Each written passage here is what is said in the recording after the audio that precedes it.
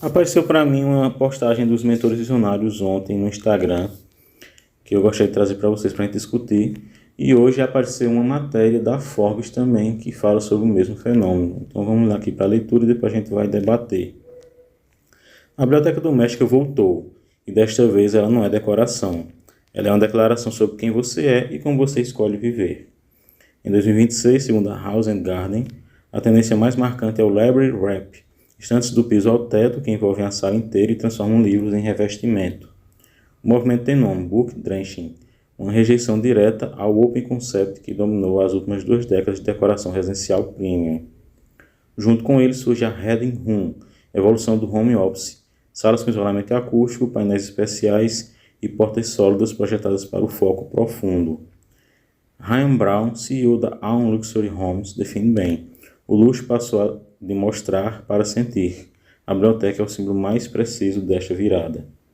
Os materiais escolhidos contam a história: madeiras escuras como mogno e nogueira, estantes em powder blue, oxblood e deep green, escadas com trilho e portas secretas embutidas.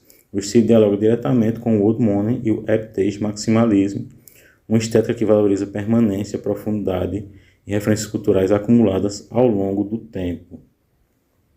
Este retorno se distingue do bookshelf wealth, instagramável. Aqui as coleções são reais e lidas. Os livros não decoram a prateleira, eles revelam uma trajetória intelectual verdadeira. 3 forças combinadas explicam o fenômeno: cansaço com telas, intelectualidade como novo código de luxo e uma busca crescente por ambientes que favoreçam concentração e presença.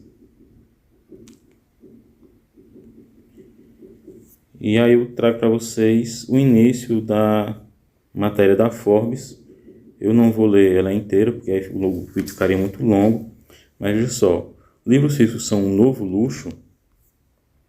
A retomada do mercado. Em 2025, o setor nacional de livros faturou 3,08 bilhões e ultrapassou 60 milhões de exemplares vendidos. Antídoto digital.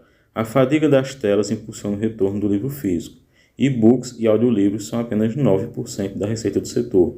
Eu vou deixar o link da matéria da Forbes no primeiro comentário para quem quiser se aprofundar e a gente vai conversar agora a respeito desse fenômeno. A matéria da revista Forbes também indica que isso se deve muito ao fenômeno do BookTok, com bilhões de visualizações, e que 49% da geração Z, influenciada pelos BookTokers, acabou voltando para as livrarias e voltando para os livros físicos. Mas eu queria conversar com vocês sobre essa questão do estouro da bolha, porque você percebe nas postagens que eu fiz que são setores que não são diretamente ligados ao setor livreiro, ao mercado editorial.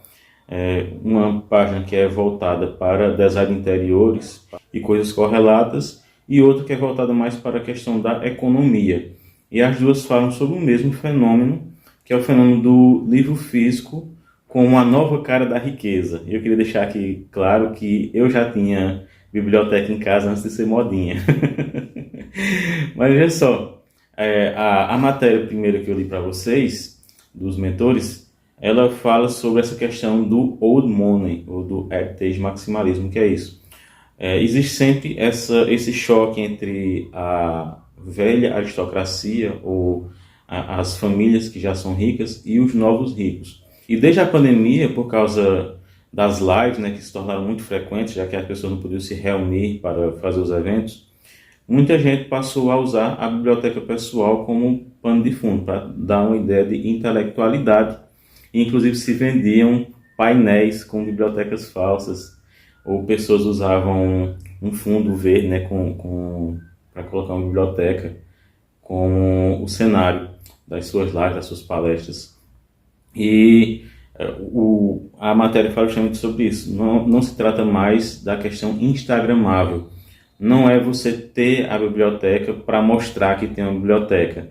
Então, esse choque entre o old money e o new money, né, entre os novos ricos e os velhos ricos, também aqui entra em cena. Porque é como aquele rapper famoso que compra um Ferrari para deixar na sala, né? Isso pode parecer o máximo para quem sonha em ser rico, né? Mas para quem tem o old money, fica ridículo, porque é uma ostentação sem sentido, né? Para que você quer ter um carro se você não vai usar o carro? Nem que seja para alguns passeios específicos. Então, o livro físico ele se torna agora um sinal de status não porque você tem o livro, não porque você mostra o livro, mas justamente porque você absorveu o livro, porque você tem um histórico de leitura, você consegue falar sobre os livros, dialogar sobre os temas. Você conhece os pensadores, você conhece os escritores, você conhece as escolas literárias. E isso acaba abrindo muito o leque do mercado editorial, porque não é mais uma questão apenas de comprar o livro. Você vê que, é claro que existem editoras que estão surfando nessa onda, e isso é muito bom. Eu acho até triste que existem intelectuais que ficam torcendo o nariz e dizendo, estão gourmetizando os livros. Porque, veja bem, a edição de luxo, por exemplo, do Clube de Literatura Clássica, da Morte de Arthur, ela é caríssima, é claro que é. Não vai ser acessível a todo mundo. Mas, ao mesmo tempo, uma edição assim, vendida para algumas pessoas com algum dinheiro sobrando, ela acaba se tornando algo como um mecenato dos tempos antigos. Porque uma edição como essa acaba financiando muitas outras edições. E aí vão surgindo editoras que sua especialidade não ao contrário de, por exemplo, a Arqueiro, que publica poucos livros, mas sempre livros voltados para vender milhões de exemplares. Existem editoras como a Carambaia e outras que elas vão fazer edições pequenas, numeradas, que serão de livros que nunca seriam populares, né, ou dificilmente seriam populares, mas são livros ótimos, excelentes e que não têm ainda tradução para o Brasil ou que as edições estão esgotadas. E aí então você abre um novo nicho de mercado que vai aumentar cada vez mais o acesso a certas obras. Então eu acho que isso é positivo de todos os lados. E em si, falando em curadoria, não é à toa que estão surgindo tantos clubes do livro. O intelectual, de repente, passou a ser novamente uma figura central no debate público. O intelectual que foi essa figura tão excluída do debate durante muitos anos, e agora ele volta à cena através dos clubes do livro, das curadorias, das mentorias. E então essas pessoas que estão correndo atrás do tempo, ou seja, que querem demonstrar que têm um determinado conhecimento literário, cultural, filosófico, sociológico, elas passam a recorrer a esses clubes, a essas mentorias, para poder absorver mais rápido o conteúdo, ou tentar pelo menos, e aí demonstrar que tem esse cabedal intelectual. Então você tem aí um fenômeno econômico, é claro que é um fenômeno capitalista, ninguém vai negar isso, mas que acaba sendo positivo para o nosso meio literário, porque aumenta a quantidade de pessoas que podem viver de literatura, aumenta a quantidade de pessoas lendo, aumenta, portanto, o debate público, o debate em cima da literatura, e isso vai criando um ciclo que, para mim, é totalmente virtuoso. A única questão que eu deixaria aqui para a gente pensar a respeito é sobre até que ponto isso pode ir.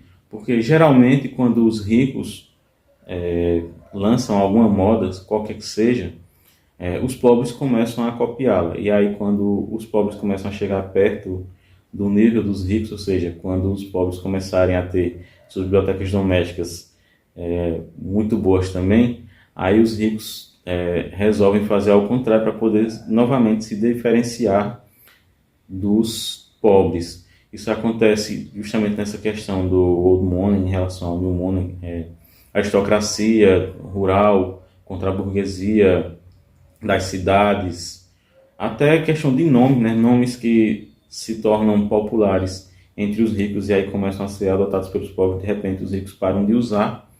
Naquele livro Freakonomics tem uma matéria sobre isso, bem interessante. Então será que quando nós, os pobres, tivermos nossas excelentes bibliotecas, os ricos vão achar que não é mais coisa de rico? Mas eu gostaria de ter esse debate com vocês, espero que vocês comentem aí para a gente discutir a respeito. Se vocês encontram algum ponto negativo, digam aí, porque eu não encontrei ainda. Talvez eu seja muito otimista. E até o próximo programa. Valeu!